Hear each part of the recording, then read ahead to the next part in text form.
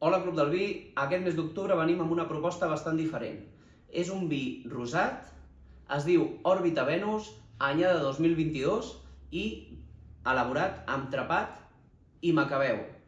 Òrbita Venus és un projecte de René Barbier, de Clos Mogador i de Venus la Universal. Els cellers estan al Priorat i al Montsant.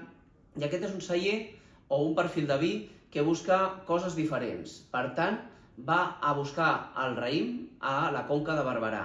És un projecte que s'inicia el 2020 amb vinyes del celler Succés Vinícola, que són vinyes agricultura ecològica, concepte de vins naturals, i després del celler Carlània, un altre celler de la Conca de Barberà, d'on treuen Macabeu, d'acord?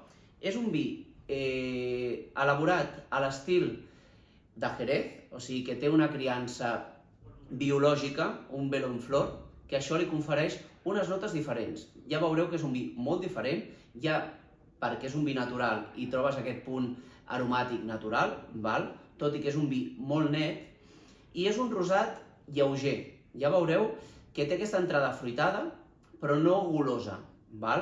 Deixa una mica de rapa, que és la part vegetal, per donar-li una mica d'estructura, però ja veureu que és un vi superàgil, un vi molt vermutero, d'acord? Per servir ben fresquet, és festiu, és vermut, com us deia, i és per plats, doncs, una pizza, una hamburguesa, algo desenfadat, d'acord?